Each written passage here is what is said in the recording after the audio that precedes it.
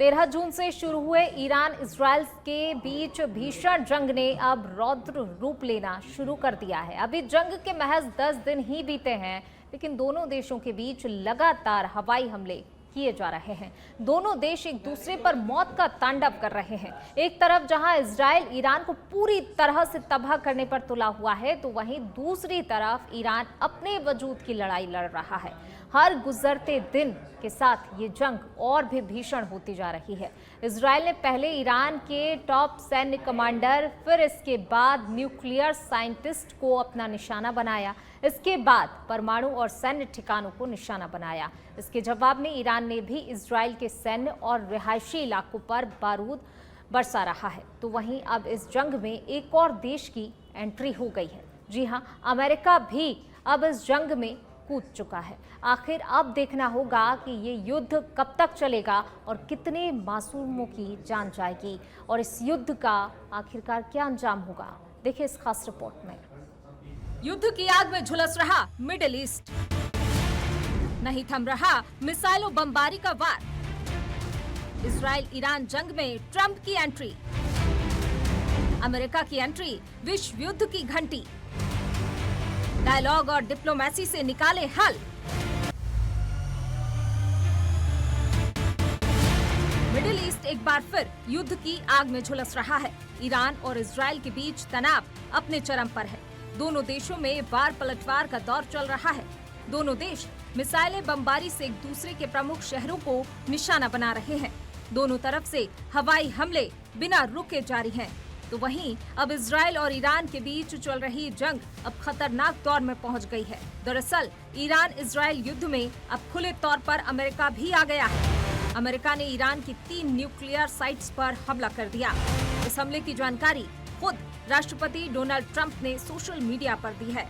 America ने Iran की जिन 3 nuclear site पर हमला किया है, ये साइट फोर्डो, नतांज, एस्फहान है, जहां अमेरिका की तरफ से बमबारी की गई है।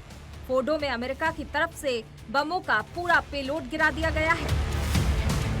ईरान के विदेश मंत्री अब्बास अराक्ची ने कहा कि अमेरिका सिर्फ ताकत और धमकी की भाषा समझता है, उसे अंतर्राष्ट्रीय कानूनों की परवाह नहीं है। भले ही अमेरिका ईरान पर हमला करके भी अपने मकसद में कामयाब नहीं हो पाया, फिर भी हम इस हमले को नजरअंदाज नहीं करेंगे। हम इसका जवाब देंगे। तेहरान और तेल अवीव के बीच जारी टकराव शनिवार को तब और खतरनाक मोड़ पर पहुंच गया, जब ईरान ने अमेरिका और इजराइल द्वारा अपने परमाणु केंद्रों पर किए गए हमलों के जवाब में इजराइल के प्रमुख शहरों पर मिसाइलों और ड्रोन से हमला कर दिया। इस जवाबी कार्रवाई में तेल अवीव, हाइफा और यरूशलेम सहित 10 शहर निशाने पर रहे। इससे पूरे क्षेत्र में दहशत फैल गई और इजराइल ने अपना हवाई क्षेत्र तत्काल बंद कर दिया। इजरायली सेना ने तुरंत प्रतिक्रिया देते हुए ईरान के कई सैन्य ठिकानों को निशाना बनाया, जिससे संघर्ष और अधिक उग्र हो गया। अंतर्राष्ट्रीय समुदाय ने तत्काल युद्ध विराम की अपील की है, लेकिन दोनों पक्षों के रुख से संघर्ष की ओर बढ़ने के संकेत मिल रहे हैं। टाइम्स ऑफ इसराइल के मुताबिक ईरान के 3 प्रमुख परमाणु स्थलों पर अमेरिकी हमलों के बाद इजराइल के बेन गुरियन हवाई अड्डे सहित कई स्थलों को निशाना बनाया गया। ईरान द्वारा टारगेट किए गए स्थलों में हवाई अड्डा, एक बायोलॉजिकल रिसर्च सेंटर, रसद अड्डे और कमांड और नियंत्रण केंद्रों की विभिन्न बिल्डिंगें शामिल थी। इसके अलावा ईरानी मिसाइलों ने तेल अवीव, नेस्त्यज्यूना और हाइफा के आवासीय क्षेत्रों को निशाना बनाया। इजराइल ईरान की जंग की वजह। इजराइल लंबे समय से ईरान के परमाणु कार्यक्रम को अपने लिए अस्तित्व का खतरा मानता है। इजराइल का मानना है कि ईरान हथियार ग्रेड यूरेनियम जमा कर रहा है। 13 जून 2025 की सुबह इजराइल ने ईरान पर हमले किए। इजरायली सेना की तरफ से बताया गया कि हमने ईरान के परमाणु ठिकानों को टारगेट किया है, क्योंकि ये हमारी सुरक्षा के लिए बड़ा खतरा था। इसके बाद ईरान ने भी पलटवार किया।